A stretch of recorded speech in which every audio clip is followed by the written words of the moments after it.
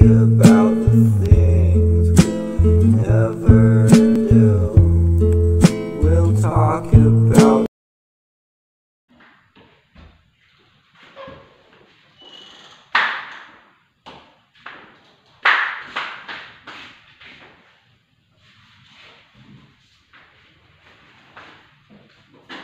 Assalamualaikum warahmatullahi wabarakatuh, anak-anak ibu semuanya. Waalaikumsalam warahmatullahi wabarakatuh. Bagaimana kabarnya hari ini? Baik. Alhamdulillah. Sudah makan tadi, Nak? Sudah. Sudah. Oke.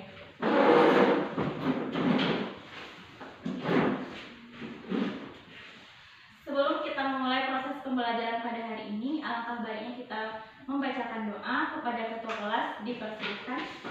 Berdoa mulai. Berdoa selesai.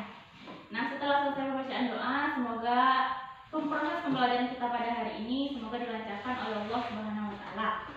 Nah, sebelum Ibu absen, marilah kita membacakan ayat suci Al-Qur'an terlebih dahulu. Buka suratnya ya, Nak.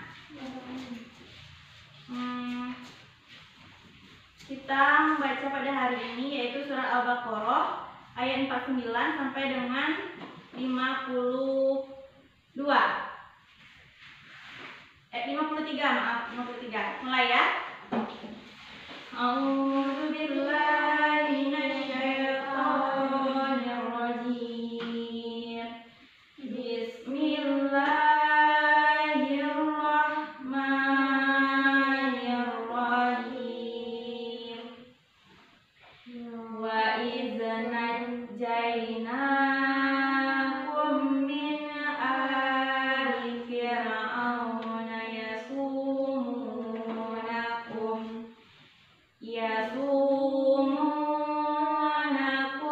su'al azabi yuzajjihuna abna'akum wa yastahyuna nisa'akum wa fi zalikum bala'um mir rabbikum wa fi zalikum bala'um mir rabbikum azim wa idz faraqna bikumul bahra fa'ahjaynakum wa aghraqna ala fir'auna wa antum tanzurun wa idz wa'adna Musa arba'ina laylatan summa takhaztumul ijla min ba'dihi wa antum zalimun summa afawna ankum min ba'di dzalika la'allakum tashkurun wa idza atayna Musa al-kitaba wal furqan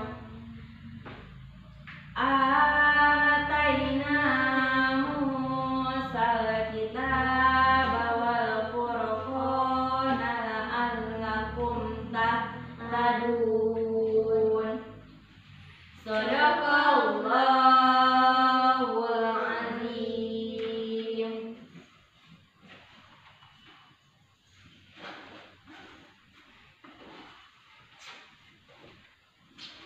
Nah, setelah selesai pembacaan ayat suci Al-Quran tadi, surah Al-Baqarah tadi, semoga proses pembelajaran kita pada hari ini dilancarkan oleh Allah Subhanahu wa taala dan semoga anak-anak ibu nantinya bisa menerima proses pembelajaran pada hari ini dan bisa memahaminya dengan baik. Nah, sebelum kita mulai materi pembelajaran kita hari ini, alangkah baiknya kita absen terlebih dahulu. Ibu absen dulu siapa yang masuk dan siapa yang tidak masuk pada hari ini.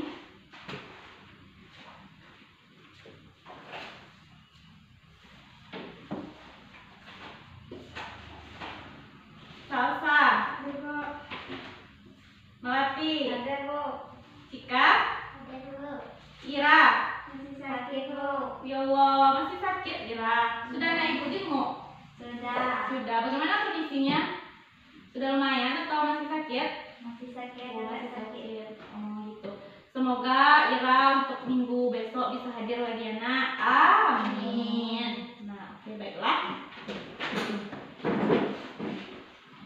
Nah, sebelum kita lanjut materi hari ini, coba anak ibu dulu tengok-tengok sekelilingnya apakah ada sampah yang berserakan supaya nanti rapi pas proses pembelajarannya, karena kebersihan adalah sebagian dari iman. Nah, silakan coba tengok dulu. Jadi coba dulu.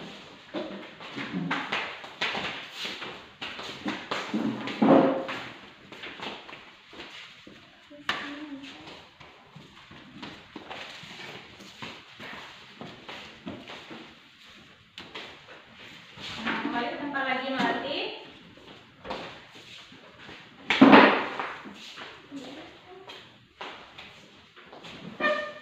Nah, nampaknya sudah rapi. Anak-anak ibu sudah siap untuk menerima pembelajaran hari ini? Sudah? Sudah. Nah, sebelum masuk materi pembelajaran, ibu mau bertanya dulu, masih ingat nggak materi kita minggu yang lalu? Masih. Apa itu, Nak? Perkembangan dakwah Nabi Muhammad di Mekah. Oh, oke, masih ingat. Nah, kalau untuk materi hari ini, Sejarah perkembangan Islam masa Khulafaur Rasyidin. oh, oke. Nah, sebelum kita memasuki materi pembelajaran tentang sejarah perkembangan Islam pada masa Khulafaur Rasyidin ini, Ibu akan menyampaikan terlebih dahulu tujuan pembelajaran kita pada hari ini. Nah, setelah proses pembelajaran pada hari ini, Ibu harapkan nanti anak Ibu dapat memahami tentang pola kepemimpinan Khulafaur Rasyidin sebagai implementasi dari kewajiban berdakwah, dan selanjutnya anak Ibu juga semoga dapat nanti mengetahui tentang kepemimpinan masa Khulafaur Rasyidin sebagai implementasi dari akhlakul karimah, dan selanjutnya anak Ibu semoga dapat mengamalkan pola kepemimpinan yang dilakukan oleh pada masa Khulafaur Rasyidin tersebut pada masa pemerintahan yang ada di kehidupan kita. Nah, itulah tujuan pembelajaran kita pada hari ini. Kita masuk pada materi yang pertama, yaitu materi kita yaitu tentang biografi dari Khulafaur Rasyidin. Judul materi kita hari ini tadi apa? Sejarah perkembangan Islam pada masa Khulafaur Rasyidin.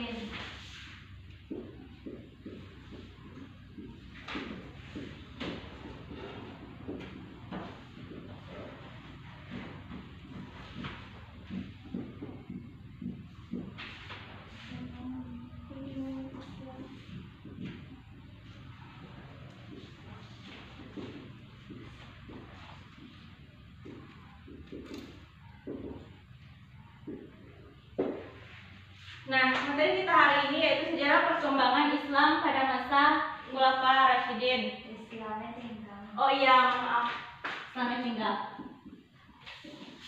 Nah, materi kita hari ini sejarah perkembangan Islam pada masa Khulafaur Rasyidin ini.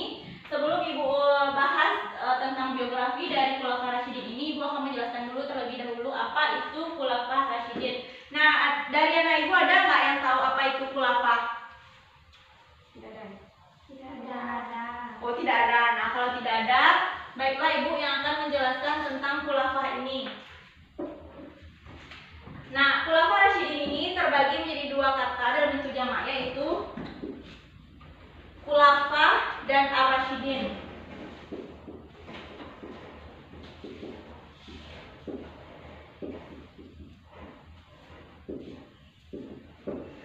Nah, tadi dari dua kata tadi yaitu khulafah dan ar-rasyidin. Nah, khulafah di sini ada artinya yaitu pengganti atau pemimpin.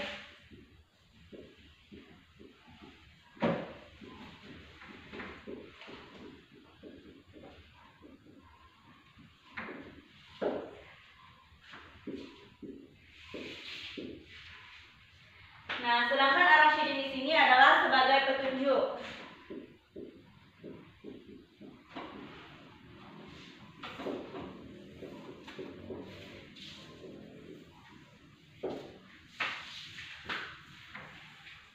Nah, jadi dapat ya Ibu simpulkan bahwasanya Khulafaur Rasyidin itu adalah orang yang bisa menggantikan atau orang yang menjadi pemimpin Rasyidin yang diberikan petunjuk oleh Allah, yang selalu diberikan petunjuk oleh Allah Subhanahu wa taala. Nah, itulah sekilas tentang Khulafaur Rasyidin. Nah, Khulafaur Rasyidin ini terdiri dari 4 khalifah. Yang khalifah pertama yaitu Ali bin Abi Thalib, khalifah kedua Umar bin Khattab, yang khalifah ketiga Utsman bin Affan, dan yang khalifah yang keempat yaitu Ali bin Abi Thalib. Nah, untuk yang pertama materi kita kali ini yang akan kita bahas itu tentang mengenai biografi dari Khulafaur Rasyidin. Nah, untuk materi tentang biografi Khulafaur Rasyidin ini Ibu membuat poin-poin. Nah, tetapi Ibu mohon maaf sekali lagi untuk infokusnya Ibu belum ada karena sekolah kita keterbatasan alatnya yaitu infokus tadi. Jadi kita lihat saja melalui laptop Ibu dan anak Ibu, dan Ibu mohon kepada anak Ibu untuk betul-betul memahami nanti tentang biografi dari Khulafaur Rasyidin. Karena biografi Khulafaur Rasyidin ini nanti sangat penting untuk anak-anak Ibu ketahui, karena di sana karena dari biografi tersebut kita akan mengenal dari 4 khulafah tersebut. Kita mulai dulu untuk mengamati.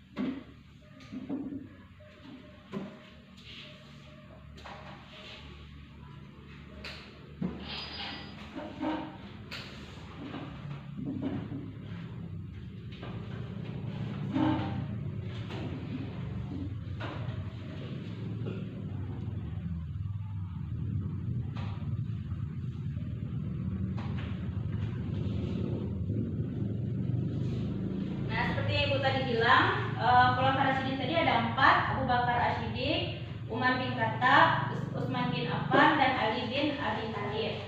Nah, inilah biografi dari Abu Bakar As-Siddiq terlebih dahulu. Nah, silakan disimak biografi dari Abu Bakar As-Siddiq. Jika seandainya ada yang penting dicatat, dan silakan dicatat di bukunya masing-masing.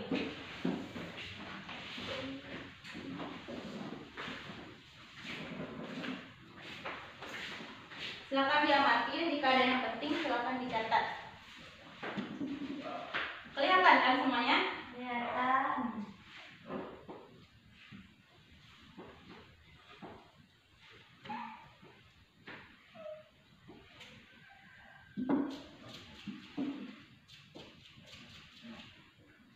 Sudah? Sudah. Sudah. Setelah kita lanjut. Kita lanjut pada biografi Umar bin Khattab. Silakan dilihat biografi Umar bin Khattab. Silakan dilihat dan dipahami dengan betul. Jika ada yang penting silakan dicatat.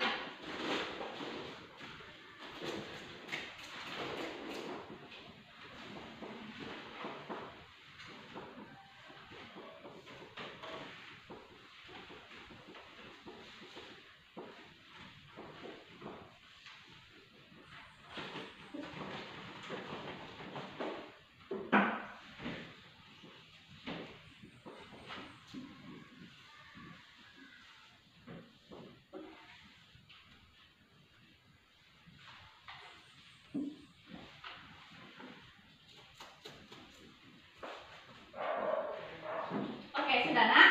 Sudah. Kita lanjut biografi dari Utsman bin Affan. Nah, silakan dilihat biografi dari Utsman bin Affan.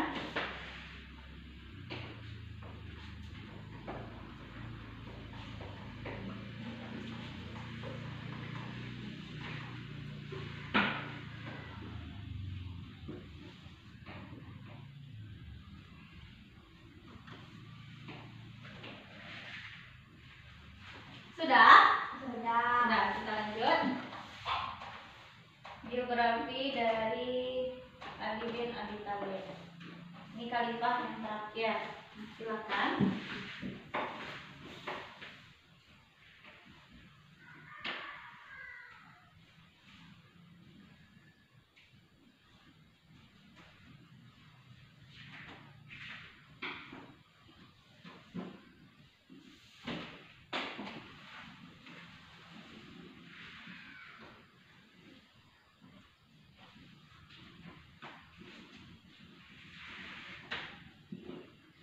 sudah? Sudah. Sudah. Sudah dicatat? Sudah. Oke, baiklah. Ibu tutup dulu sebentar laptopnya ya. Oke, kita bahaslah.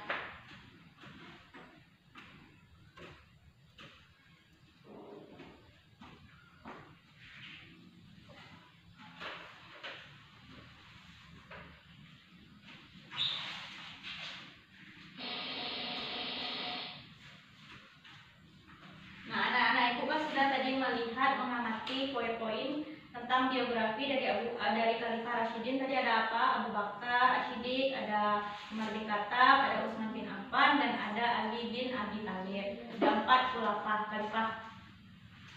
Nah, dari keempat khalifah itu, apakah anak ibu sudah paham?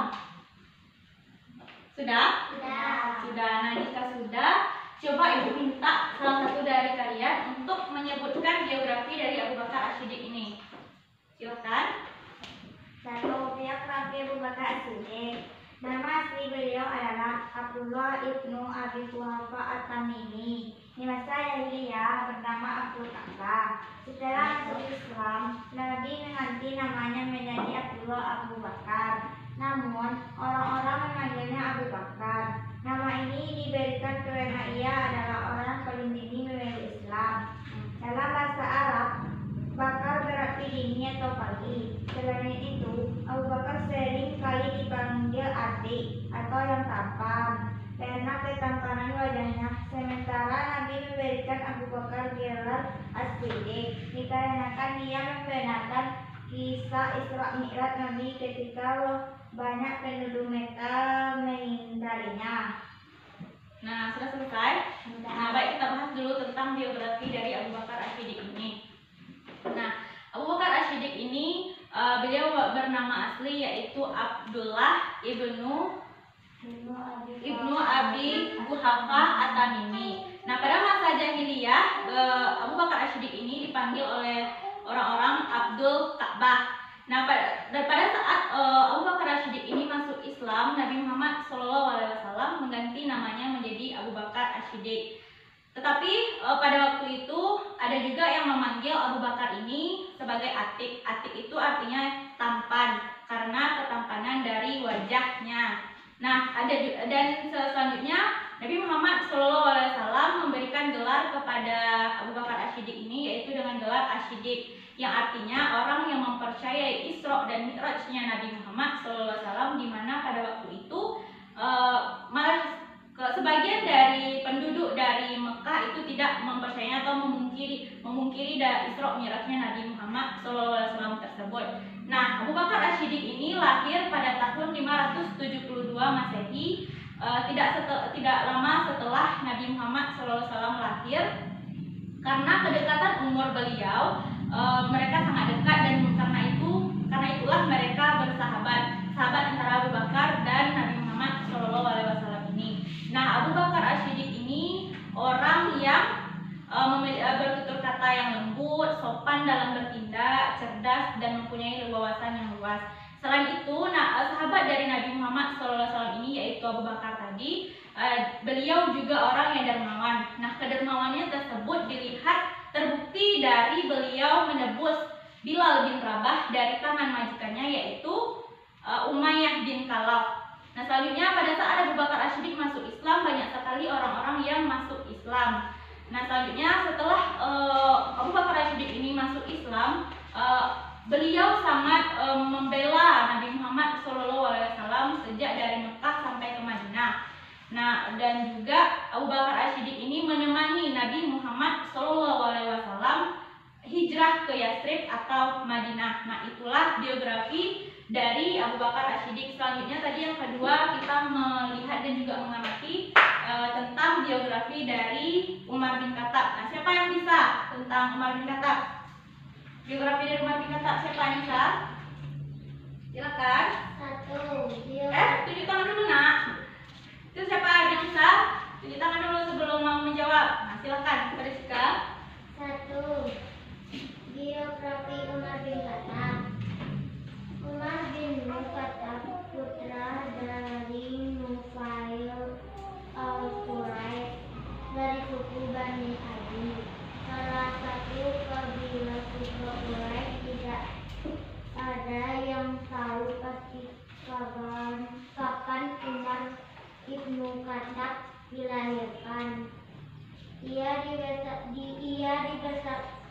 Dia dibesarkan layaknya anak-anak lainnya.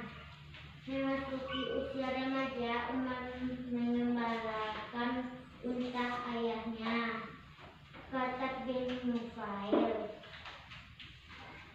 Proses pengangkatan. Nah, sudah nak? Sudah Sika? Sudah. Nah, bagus jawaban Sika. Kita beri aplaus dulu kepada Sika. Nah, oke, kita bahas dulu tentang mengenai biografi Umar bin Khattab ini. Nah, Umar bin Khattab ini seorang putra dari Nufail bin Quraisy, yaitu dari suku Bani Adi. Nah, salah satu kabilah dari suku Quraisy. Pada saat Umar bin Khattab memasuki usia remajanya, beliau mengembala unta yang dimiliki oleh ayahnya, dan sama juga dengan remaja-remaja yang lainnya pada masa jahiliyah, Umar bin Khattab juga dekat dengan minuman keras, perempuan. Pada saat itu Umar bin Khattab ini dengan pamannya yang bernama Abu Jahal sangat ditakuti oleh kaum muslimin, karena pada saat itu Umar bin Khattab dan Abu Jahal ini ditakuti karena mereka sangat kejam dan juga memusuhi Islam pada saat itu. Nah, pada saat Nabi Muhammad SAW berdakwah di sana, beliau melihat dan karena beliau melihat situasi yang seperti itu, Nabi Muhammad SAW ini berdoa kepada Allah dan berkata, "Ya Allah, semoga salah satu di antara mereka pindah agama Islam, masuk agama Islam," gitu. Nah, ternyata tidak beberapa lama Allah Subhanahu wa taala mengabulkan doa dari Nabi Muhammad SAW ini, dan salah satu dari mereka masuk Islam, yaitu Umar bin Khattab. Nah, pada saat Umar bin Khattab masuk Islam, sangat berkembang pesat bagi Islam gitu. Banyak yang masuk Islam dan banyak juga yang secara terang-terangan sudah sholat dan sudah melakukan tawaf. Nah, Abu Bakar As-Siddiq ini mendapatkan gelar Al-Faruq. Al-Faruq ini artinya bisa membedakan antara yang baik dan yang benar. Nah, itulah biografi dari Umar bin Khattab. Sudah paham, nak? Sudah. Sudah. Nah, kita lanjut biografi Utsman bin Affan. Siapa yang bisa biografi dari Utsman bin Affan ini? Tangan. Silakan, Salsa. Biografi Utsman bin Affan. Utsman bin Affan 6 tahun lebih muda dari para nabi. Kebilahnya Bani Umayyah, merupakan kabilah Quraisy yang dihormati karena kekuasaannya, kekayaannya. Kekayaannya tersebut mereka peroleh dari usaha perdagangan. Keluarga Utsman juga kaya raya pada usia remaja. Utsman sudah memulai penjelasan Utsman dengannya ke berbagai negara. Abu Bakar salah satu sahabat Nabi dan sebagai tempat dengan lawan Abu Bakar inilah Utsman masuk Islam. Sudah? Sudah. Nah, itulah jawaban dari Salsa. Bagus sekali. Untuk Salsa kita berikan tepuk tangan. Nah, oke, kita bahas lagi mengenai biografi Utsman bin Affan ini. Nah, Utsman bin Affan ini 6 tahun lebih muda dari Nabi Muhammad SAW. Kabilah dari Nabi Utsman bin Affan ini yaitu Bani Umayyah, yang merupakan suku Quraisy yang dihormati karena kekayaannya. Nah, Abu Bakar adalah sahabat dari Nabi Muhammad SAW dan juga teman dari Utsman bin Affan ini. Mereka berdagang. Pada saat itu Abu Bakar menyuruh Utsman bin Affan ini untuk masuk Islam, dan juga Nabi Muhammad SAW juga mengajak Utsman bin Affan ini untuk masuk Islam, dan Utsman bin Affan ini tanpa ragu beliau masuk Islam pada saat itu.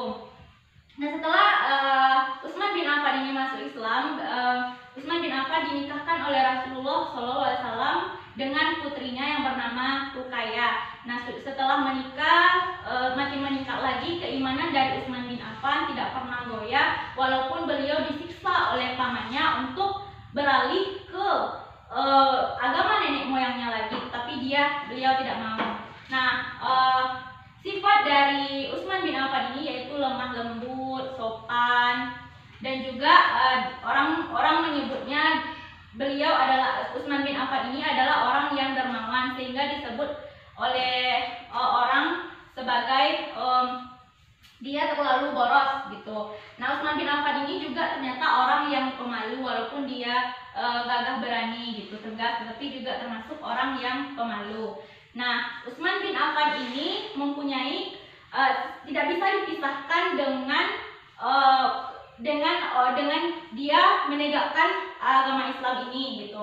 Nah, Utsman bin Affan ini mempunyai kedudukan yang mulia pada Nabi Muhammad SAW karena ketampanannya dan kedalaman budi pekertinya. Karena Nabi Muhammad SAW ini menikahkan yang pertama dengan anaknya yang bernama Ruqyah karena sudah meninggal, dan dinikahkan lagi dengan anaknya, salah satu dari anak Nabi Muhammad SAW, yaitu Ummu Kulsum. Nah, ternyata pernikahannya Utsman bin Affan ini dengan Ummu Kulsum ternyata tidak bertahan lama karena Ummu Kulsum ini meninggal dunia. Dan pada saat itu karena saking cintanya Nabi Muhammad SAW kepada Utsman bin Affan, pernah Nabi Muhammad ini berkata seperti ini, jika seandainya anakku masih ada, maka akan aku nikahkan denganmu Utsman. Seperti itu kata Nabi Muhammad SAW. Nah, itulah biografi dari Utsman bin Affan. Selanjutnya biografi dari Ali bin Abi Thalib. Siapa yang bisa? Ali bin Abi Thalib, siapa yang bisa? Tunjuk tangan dulu. Silakan. Biografi Ali bin Abi Thalib. Ali bin Abi Thalib lahir pada hari Jumat tanggal 13 Rajab di kota Mekah sekitar tahun 600 Masehi. Ia lahir dari pasangan Abu Thalib bin Abdul Muthalib dan Fatimah binti Asad. Ketika lahir ibunya memberi nama Haidar, yang artinya singgah. Namun sang ayah lebih suka menamainya Ali, artinya tinggi dan luhur. Abu Thalib adalah kakak Abdullah ayah Nabi Muhammad. Jadi Ali dan Muhammad adalah saudara sepupu. Sudah? Sudah. Nah, itulah jawaban dari Melati. Sangat bagus sekali. Kita beri tepuk tangan dulu. Nah, kita bahas lagi ya biar pemahaman anak ibu bisa memahaminya dengan baik. Nah, biografi dari Ali bin Abi Thalib ini yaitu Ali bin Abi Thalib lahir pada hari Jumat 13 Rajab di kota Mekah sekitar 600 Masehi. Nah, Ali bin Abi Thalib ini lahir dari pasangan Abu Thalib bin Abdul Muthalib dan Fatimah binti Sa'ad. Nah,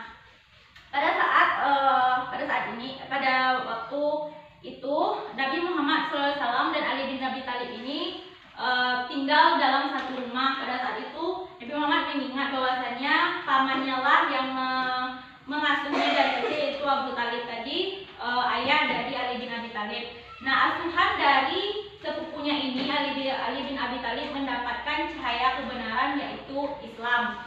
Nah, dalam asuhan Nabi Muhammad SAW ini, Ali tumbuh dan berkembang dengan baik, tumbuh menjadi pemuda yang cerdas, tegas, pemberani, lemah lembut, sopan, dan pemurah. Nah, yang paling menonjol dari Ali bin Abi Thalib ini yaitu kecerdasannya, yang mana kecerdasannya tersebut beliau bisa memahami Al-Quran dan As-Sunnah. Nah, itulah biografi dari Ali bin Abi Thalib. Gimana anak ibu, sudah paham mengenai biografi Khalifah Rasyidin ini? Sudah. Sudah. Nah, jika sudah, yakin sudah?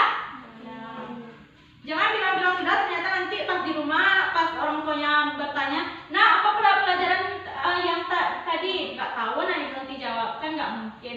Yakin sudah paham? Yakin. Oh iya, kalau sudah yakin kita lanjut pada materi selanjutnya, yaitu tentang proses terpilihnya Khalifah Rasyidin ini. Kan ada 4 tadi. Nah, silahkan untuk itu ibu perintahkan kepada anak ibu untuk membaca dan memahami tentang proses terpilihnya Khalifah Rasyidin ini. Buku fikihnya ada di bawah, nak? Ada. Nah, jika ada tolong dibaca tentang proses terpilihnya Khalifah ini, dibaca, dipahami, ditulis jika ada yang menurut anak ibu penting, ditulis di buku. Nah, gitu. Silahkan dibaca dulu. Bu, beri waktu beberapa menit.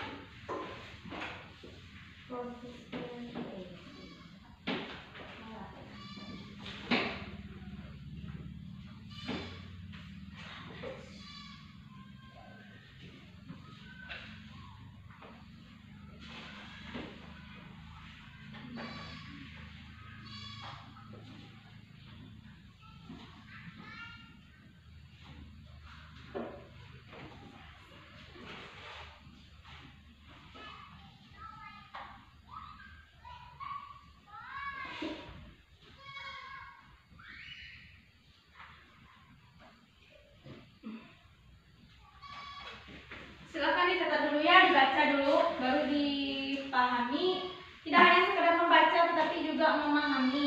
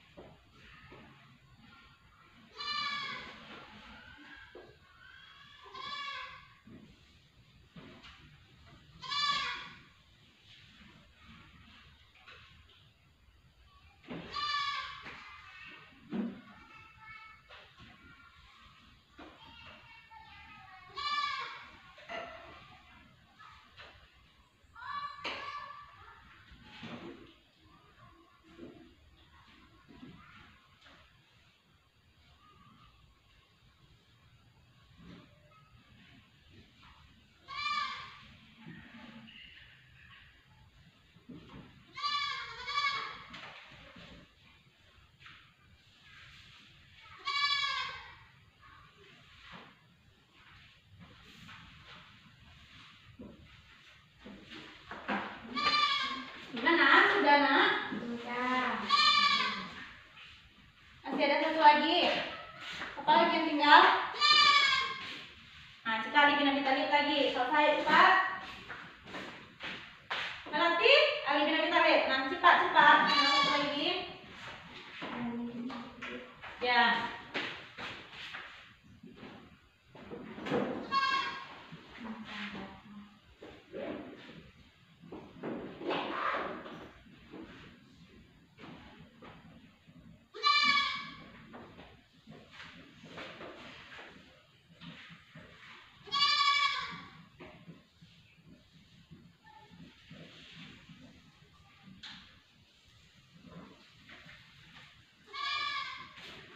Sudah? Nah, jika sudah, mari kita bahas mengenai proses terpilihnya sebagai Khalifah Rasyidin. Nah, jika kan Ibu sudah suruh anak-anak Ibu tadi membaca, memahami gitu kan. Nah, jika sudah, apakah anak Ibu sudah paham ya apa yang anak-anak Ibu baca tadi? Sudah. Nah, jika sudah, Ibu mohon satu orang untuk menjelaskan tentang proses terpilihnya Khalifah Rasyidin Abu Bakar dulu, Rasyidin dulu, silakan. Pertama siapa yang bisa? Bu, Nah, silakan Melati. nama asli beliau adalah Abdullah ibnu Abi Quhafa At-Tamimi. Ya.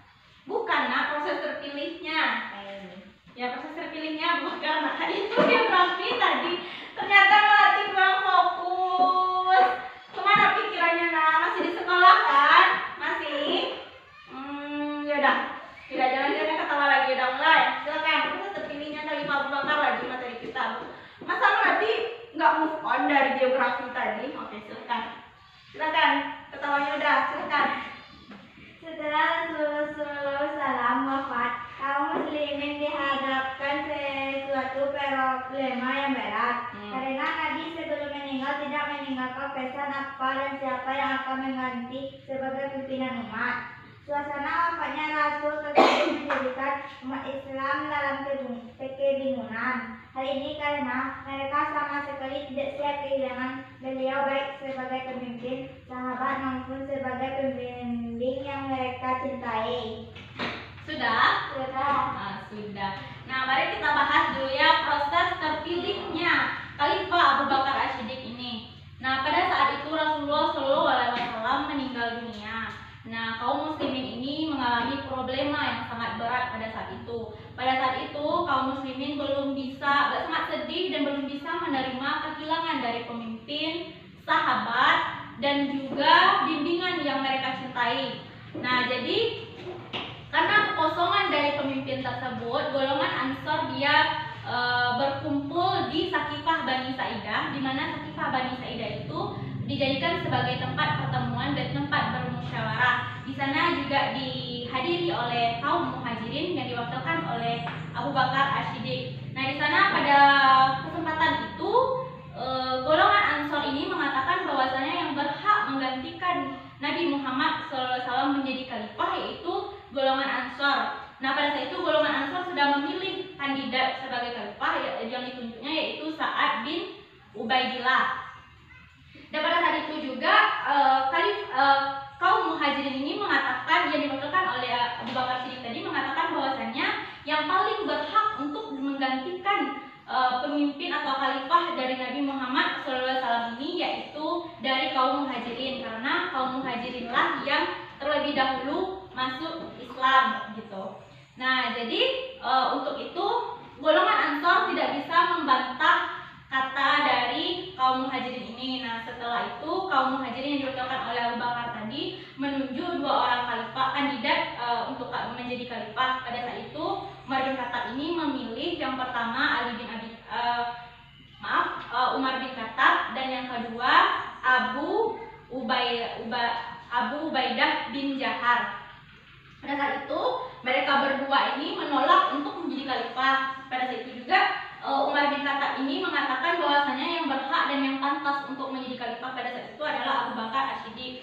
Nah, pada waktu itu diiyakan oleh Abu dan disetujui juga oleh golongan Ansor pada saat itu. Nah, keesokan harinya diumumkanlah dan dibaiatlah diumumkan kepada kaum muslimin bahwasanya yang menjadi khalifah atau pengganti dari Nabi Muhammad SAW menjadi khalifah adalah Abu Bakar As-Siddiq. Nah, itulah proses terpilihnya Abu Bakar As-Siddiq sebagai khalifah. Selanjutnya, proses terpilihnya khalifah Umar bin Khattab. Siapa yang bisa?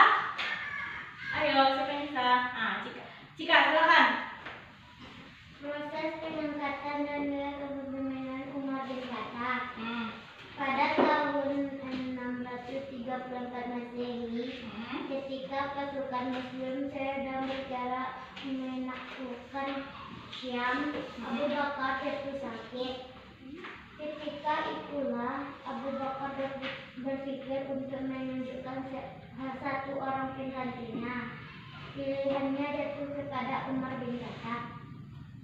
Pandangannya yang jauh membuat Abu Bakar yakin bahwa Umarlah pemimpin yang tepat untuk menggantikannya. Oke, sudah nak? Nah, itulah jawaban dari teman kita Cika. Jawabannya bagus, sudah bagus. Tepuk tangan untuk Cika. Masih semangat nih lanjutkan pembelajaran? Masih. Dan setengah lagi. Nah, oke, dibahas lagi ya. Proses pengangkatan Khalifah Umar bin Khattab ini. Nah, pada tahun 634 Masehi, kaum muslimin ingin menaklukkan Syam pada saat itu, dan pada saat itu juga jatuh sakit Abu Bakar As-Siddiq. Nah, pada saat Abu Bakar As-Siddiq ini sakit, beliau memikirkan siapa yang akan menjadi pengganti beliau. Nah, ternyata beliau memikirkan Umar bin Khattab lah yang menurutnya bisa menggantikannya. Tetapi sebelum Abu Bakar As-Siddiq ini menetapkan yang menjadi khalifah pada saat itu adalah Umar bin Khattab, beliau bertanya dulu kepada para sahabatnya. Yang sahabatnya itu antara lain Abu Rahman bin Auf, Utsman bin Affan, Asid bin Hudair al-Ansyari, Sa'id bin Zaid, dan juga para sahabat dari golongan kaum Muhajirin dan Ansor pada saat itu. Nah, ternyata para sahabat dari Abu Bakar As-Siddiq ini sangat menyetujui dan sangat memuji juga Umar bin Khattab ini. Karena sudah disepakati dan sudah disetujui juga oleh para sahabat Umar bin Khattab, nah Umar bin Khattab barulah dia menetapkan bahwasanya yang menggantikan Abu Bakar As-Siddiq yaitu Umar bin Khattab pada saat itu. Nah, pada tahun 634 Masehi ini dijadikanlah Umar bin Khattab ini sebagai menjadi khalifah gitu. Nah, itulah proses pemilihan khalifah pada Umar bin Khattab. Selanjutnya proses terpilihnya khalifah Utsman bin Affan. Kepada siapa yang bisa? Silakan Sasa. Proses pengangkatan dan gaya kepemimpinan Utsman bin Affan. Pada hari Rabu waktu 24 Zulhijjah 23 Hijriah, Khalifah Umar yang hendak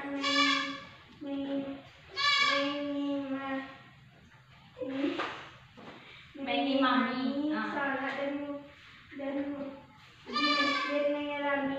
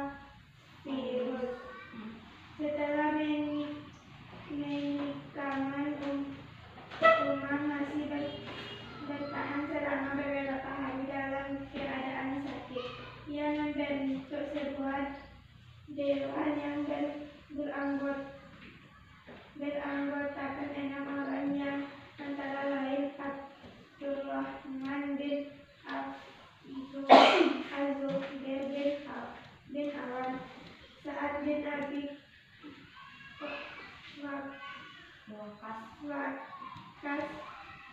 Tahlilah bin Ubaidillah, Ali bin Abu Thalib, dan Utsman bin Affan.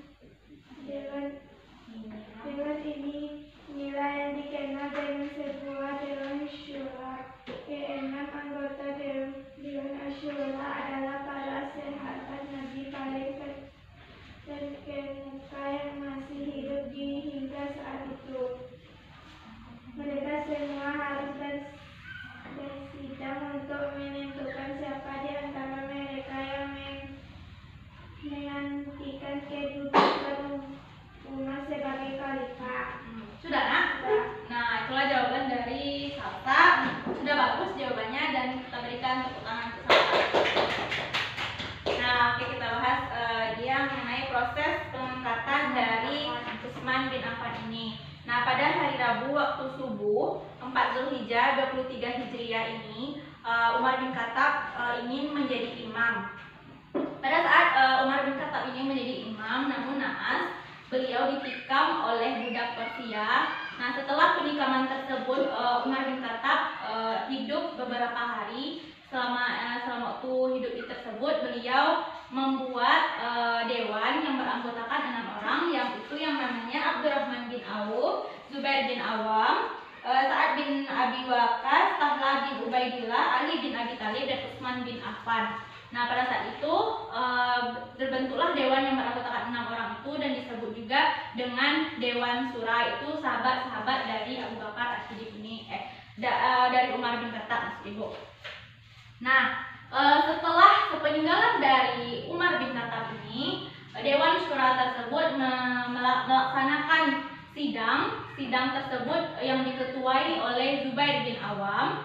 Di sana yang menjadi ketua sidangnya, dan sidang tersebut berjalan lama dan alot, dan menyebabkan juga di antara kandidat khalifah tersebut mengundurkan diri. Yang tinggal kandidat khalifah tersebut di sana ada 2 orang. Yang pertama yaitu Ali bin Abi Thalib, dan yang kedua Utsman bin Affan.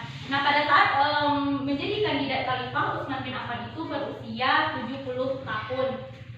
Nah, pada persidangan tersebut yang menang yaitu Utsman bin Affan, dikarenakan beliau pertimbangan dari usia Utsman bin Affan tersebut. Nah, dari situlah terpilihlah Utsman bin Affan yang menjadi khalifah. Nah, itulah proses dari pengangkatan pemilihan khalifah dari Utsman bin Affan. Nah, yang terakhir proses pengangkatan khalifah Ali bin Abi Thalib. Siapa yang bisa?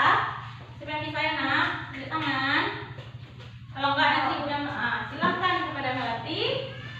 Ali bin Abi Thalib lahir Proses pengangkatan, nak?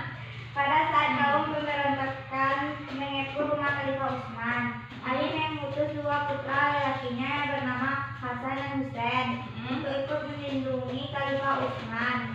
Namun, hal itu tak mampu mencegah bencana yang menimpa Khalifah Utsman dan juga kaum muslimin. Khalifah Utsman terbunuh secara keji pada tanggal 17 Juni 656 Masehi.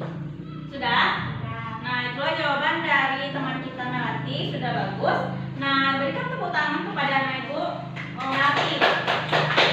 Nah, baiklah, kita akan bahas dulu. Ibu akan bahas dulu tentang proses pengangkatan dari Khalifah Ali bin Abi Thalib ini.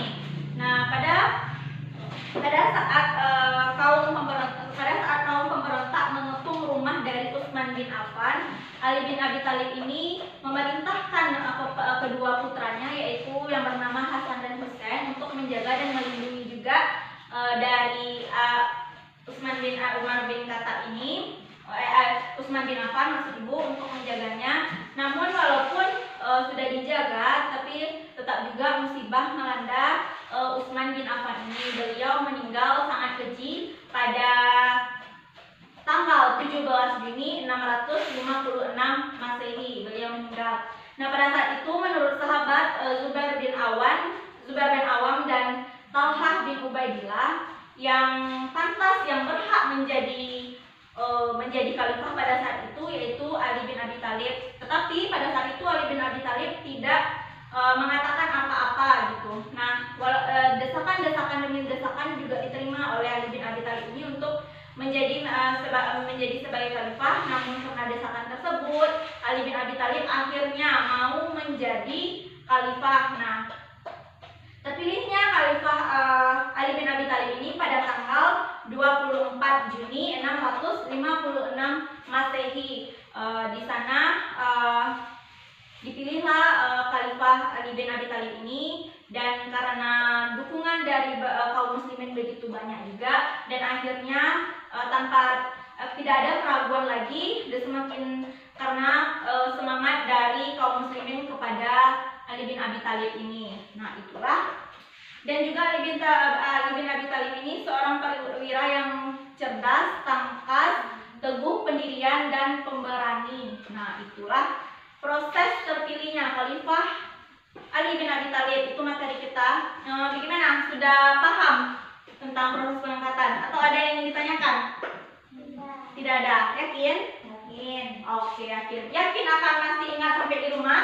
Yakin. Yakin. Bagus kalau masih ingat. Oke, selanjutnya kita masuk pada sesi kelompok. Kelompok ya lagi ya. Oh iya, kelompok kemarin sudah Ibu bagi. Sudah. Seperti biasa aja, kelompok 1 Melati sama Irana, karena Ira nggak masuk jadi Melati saja. Untuk kelompok 2 siapa? Cika sama Salsa. Ya. Untuk materinya udah Ibu kasih atau belum? Udah. Masih perlu didiskusikan lagi? Masih. Karena materinya kan sudah Ibu kasih minggu yang lalu, pasti anak Ibu juga sudah membahas kan. Jadi untuk ini Ibu kasih aja biar lebih mantap materinya. Ibu kasih aja waktu untuk berdiskusi selama 5 menit atau 2 menit. 2 menit aja nak, kan sudah dibahas juga di rumah. Untuk memperdalam saja, silakan itu dulu. Pindah ke sana dulu 2 detik saja. 2 detik, maaf, 2 menit. 2 menit saja untuk membahas ini. Untuk Melati kan sudah dibahas sama Ira anak. Nah, sekarang kita belajar. Semoga nanti Melati pasti strong. Ada sendiri. Oke. Coba strong woman.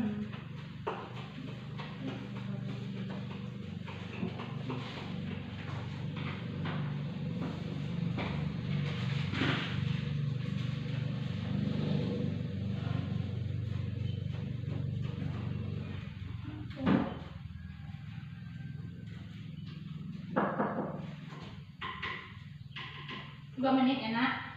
Udah berapa menit? 1 menit baru.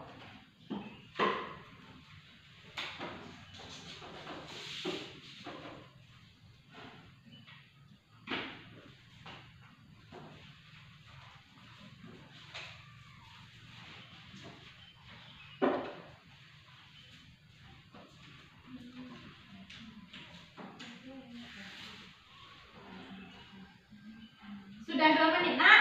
Sudah? Sudah. Oke, kita lanjut sesi kelompok diskusi. Untuk sebelum itu pindahkan dulu saudara ke sini, karena kita menjaga protokol kesehatan tidak. Kita dulu pindah.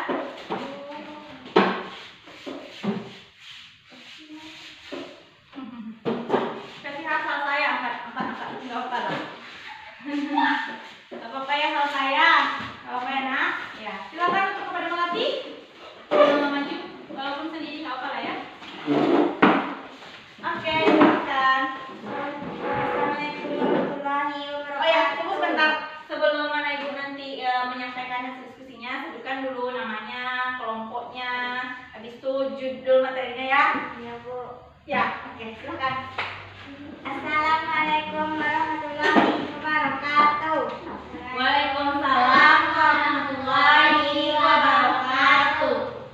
Saya dari kelompok 1 ingin menyampaikan hasil diskusi saya yang bernama Ria Melati. Gaya kepemimpinan Umar bin Khattab. Pertama, musyawarah. Dalam bermusyawarah, Umar radhiyallahu anhu tidak pernah memposisikan dirinya sebagai penguasa. Ia meletakkan dirinya sebagai manusia yang sama kedudukannya dengan anggota musyawarah lain. Ketika ia meminta pendapat mengenai satu urusan, ia tidak pernah menunjukkan bahwa ia adalah pemegang kekuasaan. Bahkan, Umar selalu menanamkan perasaan bahwa mereka adalah guru yang akan menunjukkannya ke jalan kebaikan, menyelamatkan dari kesengsaraan hisab di akhirat, karena mereka membantunya dengan pendapat-pendapat mereka untuk memperjelas kebenaran. Kedua, APBN untuk rakyat. Semua kekayaan negara dipergunakan untuk melayani rakyat. Kala itu, sesuai kebutuhan zaman, Umar mendirikan tembok-tembok dan banteng untuk melindungi kaum muslimin. Umar juga membangun kota-kota untuk mensejahterakan seluruh rakyatnya. Umar tidak pernah berpikir mengambil kesempatan atau keuntungan dari APBN untuk kesenangan diri dan keluarganya. Malah Umar tidak pernah berpikir mengambil kesempatan atau keuntungan dari APBN untuk kesenangan diri dan keluarganya. Malah Umar hidup dengan sangat zuhud, sehingga tidak tertarik dengan kemewahan, kenikmatan, dan segala bentuk pujian manusia yang sangat mudah kagum dengan harta benda. Ketiga, menjunjung tinggi kebebasan. Dalam satu muhasabahnya, Umar berkata pada dirinya sendiri, "Sejak kapan engkau memperbudak manusia, sedangkan mereka dilahirkan ibunya dalam keadaan merdeka?" Menurut Umar, semua orang memiliki kemerdekaan sejak lahir ke dunia. Umar sama sekali tidak takut akan kebebasan kebangsanya, tidak pula khawatir akan mengancamnya. Bahkan, ia mencintai kebebasan manusia itu sendiri, seperti cinta seseorang yang mabuk kepayangan tetap menyanjungkan dengan penuh ketulusan Islam, bukan kebenaran yang disandarkan pada logika liberalisme. Keempat, siap mendengar kritik. Suatu hari Umar terlibat percakapan dengan salah seorang anaknya. Orang itu bersikeras dengan pendapatnya dan berkata kepada Amirul Mukminin, "Takutlah engkau kepada Allah." Dan orang itu mengatakan hal itu berulang kali. Lalu salah seorang sahabat Umar membentak laki-laki itu dengan berkata, "Celakalah engkau terlalu banyak bicara dengan Amirul Mukminin." Menyaksikan hal itu, Umar justru berkata, "Biarlah dia, tidak ada kebaikan dalam diri kalian jika kalian tidak mengatakannya. Dan kita tidak ada kebaikan dalam diri kita jika tidak mendengarnya." Kelima, terjun langsung mengatasi masalah rakyatnya. Sangat masyhur, populer di kalangan umat Islam bahwa Umar adalah sosok pemimpin yang benar-benar merakyat. Tengah malam saat orang gelap, ia disuruh patroli mengecek kondisi rakyatnya. Jangan-jangan ada yang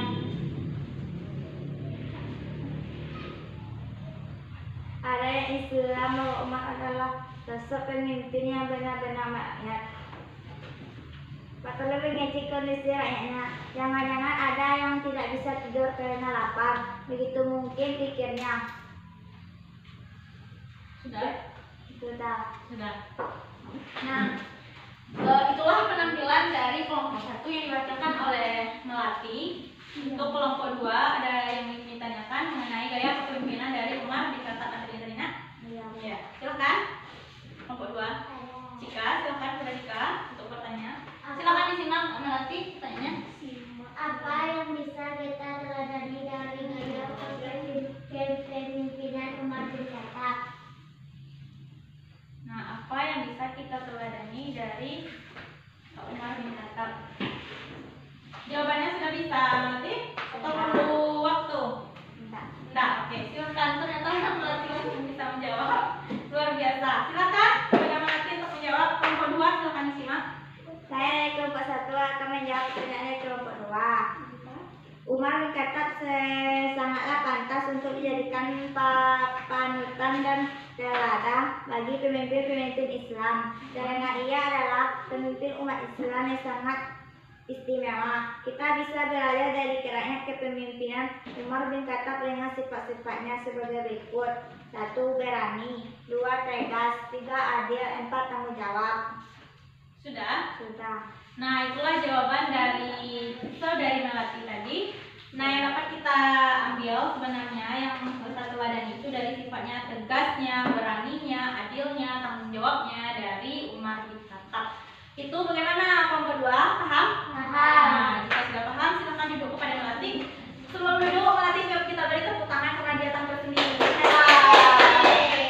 Silakan duduk melatih, lanjut kelompok 2.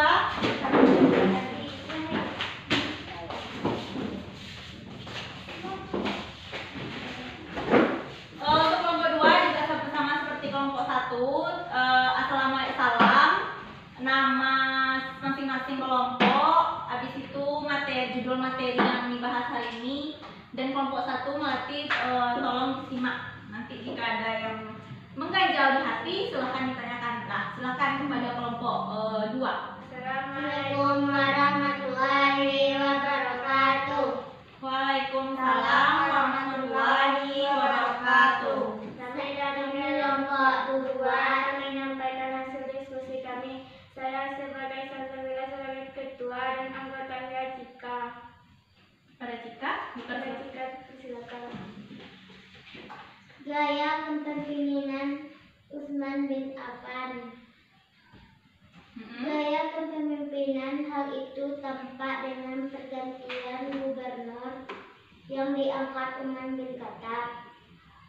Akibatnya timbul gejolak masyarakat karena penguasa baru. Penetapan peraturan yang memperatkan mereka, terutama di Mesir. Selain Mesir, daerah yang bergejolak adalah Azerbaijan dan Armenia. Kewenangan pemimpinan baru ini telah menimbulkan pemberontakan penduduk setempat. Pada awalnya kekuatan rakyat yang kecewa atas kebijakan Utsman dapat mengalahkan pasukan pemerintah, namun akhirnya mereka dapat ditunjukkan kembali. Ditinjau dari strategi kepemimpinannya, Utsman bin Affan tidak jauh berbeda dengan Utsman bin Khattab. Yang menjadi perbedaan adalah pergantian beberapa gubernur sehingga menimbulkan beberapa gejolak dan dinilai lebih mementingkan hubungan kerabat dalam pengangkatannya. Meskipun demikian, strategi kepemimpinan Utsman bin Affan dalam melanjutkan penaklukan Asia Tenggara telah memperluas wilayah kekuatan di Madinah. Pemerintahan Utsman berlangsung selama 12 tahun, penuh dengan konflik, hura-hura, dan fitnah yang membawa kematian. Pada paruh terakhir masa kekhalifahannya, muncul perasaan tidak puas dan kecewa di kalangan umat Islam. Terdapatnya yang mungkin disebabkan karena usianya sudah lanjut usia 70 tahun. Sifatnya yang lemah lembut, kurang tegas, cenderung memperkerjakan orang-orang dari kalangan kerabatnya yang kurang profesional dan banyak menyerahkan kekuasaan kepada orang-orang yang tidak cakap. Dia terlalu lemah terhadap keluarganya dan juga tidak tegas terhadap kesalahan bawahannya. Gaya kepemimpinan Ali bin Thalib. Pada masa kepemimpinan Ali bin Abi Thalib. Kepemimpinan Ali bin Abi Thalib atau pada masa pemerintahan Ali bin Abi Thalib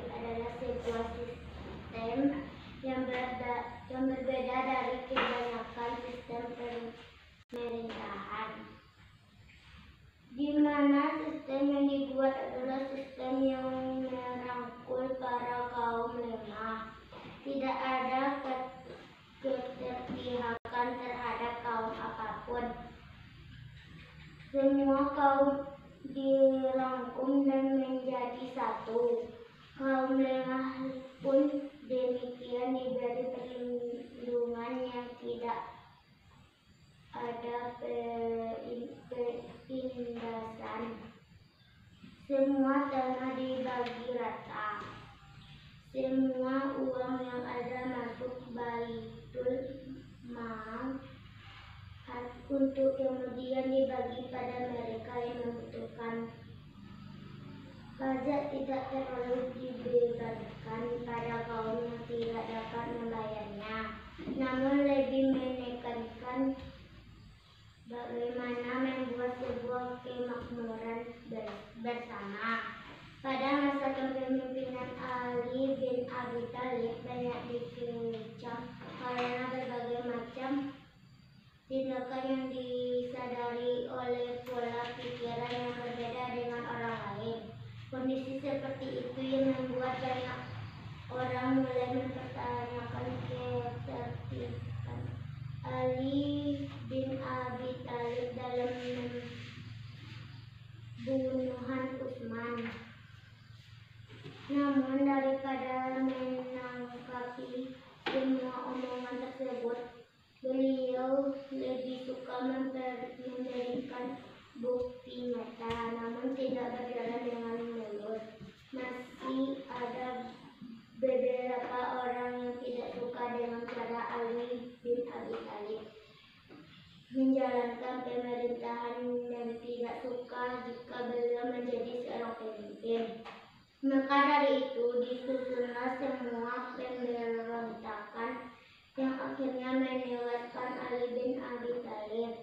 Namun walau beliau telah meninggal dunia, gaya kepemimpinan Ali bin Abi Thalib yang cenderung merakyat dan tidak pilih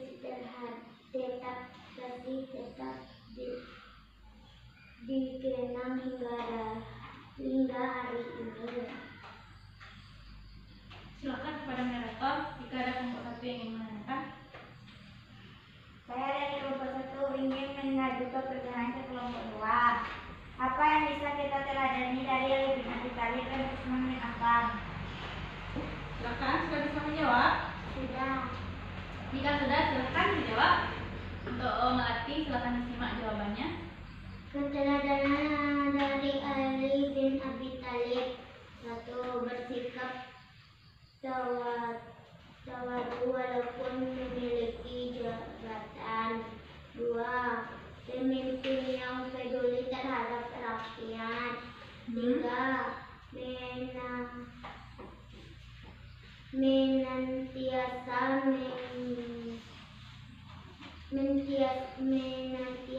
mengingatkan sesama terhadap kebaikan.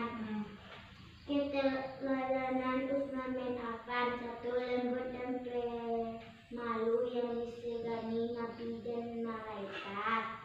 2. Selalu sungkan jika tidak menolong kaumnya yang kesulitan. 3. Kekayaannya digunakan untuk kepentingan agama. 4. Sabar dan berserah diri kepada Allah Subhanahu saat fitnah besar menimpanya di ujung hayatnya. Sudah? Sudah. Itulah jawaban dari kelompok 2. Bagaimana kelompok 1? Sudah? Sudah. Nah, itulah tampilan dari kelompok 2. Untuk kelompok 2 kita beri tepuk tangan. Sudah bagus. Dan silakan duduk.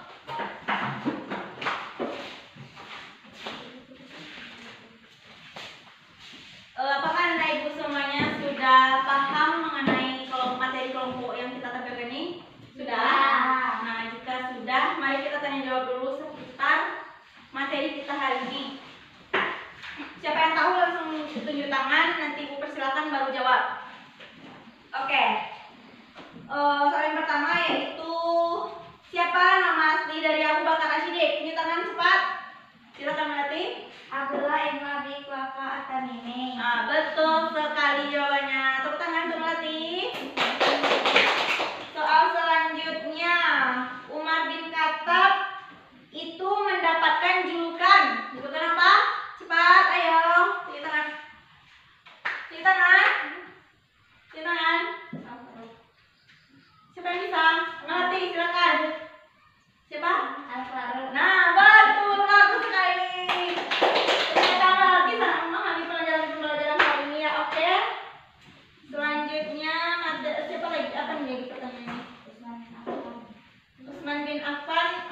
Abi Thalib aja dulu. Tanggal lahir dari Ali bin Abi Thalib. Siapa yang bisa jawab? Cuma Melati, ha? Nah, silakan kepada Tika. Hari Jumat tanggal 13 Ya, 13 Rajab. Rajab di kota Mekah. Sekitar tahun 600 Masehi. Nah, itulah materi kita pada hari ini. Oke, tunggu dulu sebentar ya. Setelah kita tanya jawab ini, Ibu akan memberikan tes kepada kalian, yaitu tes tulis. Nah, tes tulis ini nanti akan menambah nilai anak Ibu. Jadi anak Ibu, Ibu harapkan harus betul-betul menjawabnya dengan baik, karena nanti Ibu akan catat nilai plusnya di absen kita. Oke. Soalnya silakan dicatat. Nggak usah dicatat, langsung jawab saja. Soal dengarkan saja soal Ibu. Soalnya sebutkan jelaskan dan sebutkan masing-masing bagaimana gaya kepemimpinan dari Khulafaur Rasyidin. Tadi kan ada 4. Ada Abu Bakar Asy-Siddiq, Umar bin Khattab, Utsman bin Affan, dan Ali bin Abi Thalib. Nah, silakan dicatat. Ibu kasih waktu 5 menit untuk menjawab. Ingat, jawab dengan betul karena ini masuk penilaian Ibu. Kalau sudah, langsung saja antarkan ke depan. Ya sudah. Cepatnya. Oke, Ibu terima.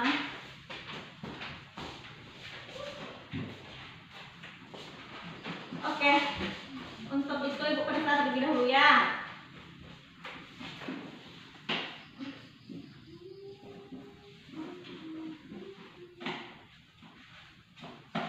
Oke, silakan Ibu ke depan. Melati, Salsa, dan Cika. Silakan ambil bukunya.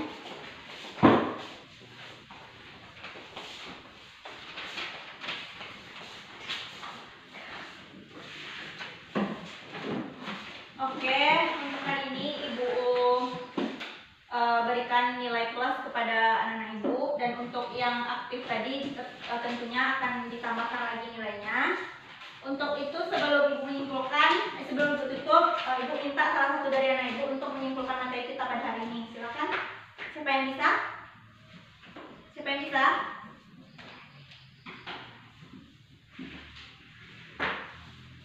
Enggak ada yang mau menyimpulkan? Katanya tadi itu sudah paham. Itu tadi Ibu. Siapa yang mau menyimpulkan? Ayo. Coba Ibu tunjukin ya. Ibu tunjuk saja orang yang itu yang menyimpulkan. Masa anak Ibu gak ada yang berani? Perasaan tadi Ibu tanya sudah paham, Nak? Sudah, Bu. Yakin kata anak Ibu tadi. Gimana ini? Kok gak bisa ada yang menyimpulkan? Ayo cepat sebelum Ibu tunjuk. Tunjuk ha.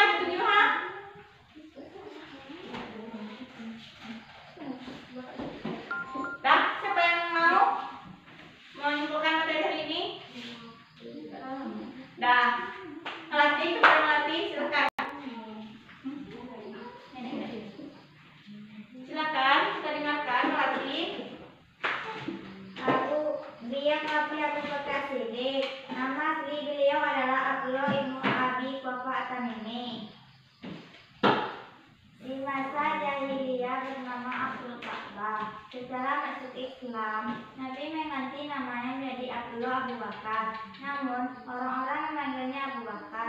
Nama ini diberikan karena ia adalah orang yang paling dini memeluk Islam. Dalam bahasa Arab, Bakar berarti dini atau pagi. Selain itu, Abu Bakar sering kali dipanggil arti atau yang tampan karena ketampanan wajahnya.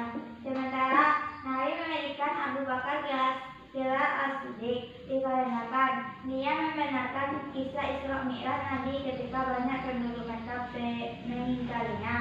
Abu Bakar lahir pada 572 Masehi di Mekah.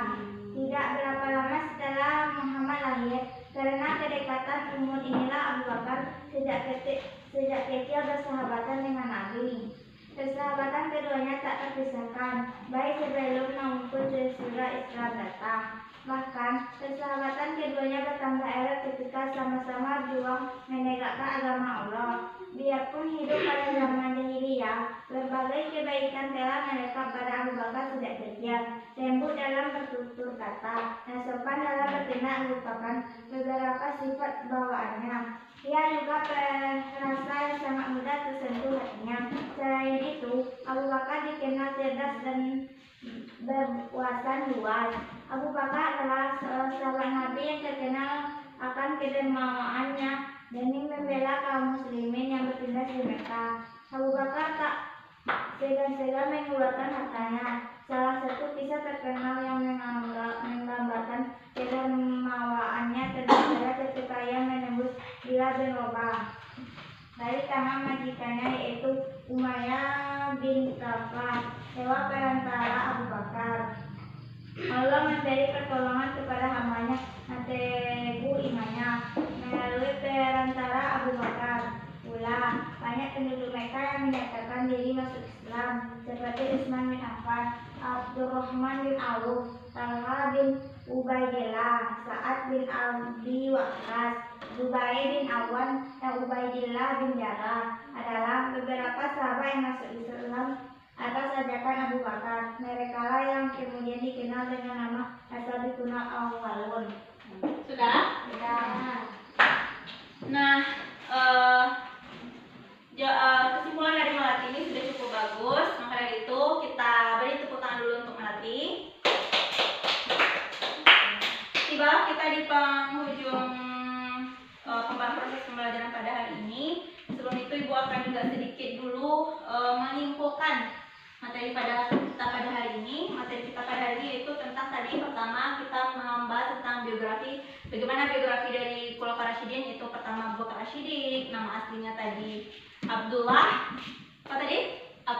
ibnu Abi Quhafa At-Tamimi, dan juga tadi ada Umar bin Khattab, putra dari Nafail Al-Quraisy, dan juga ada tadi Utsman bin Affan yang usianya 6 tahun lebih muda daripada Nabi Muhammad SAW.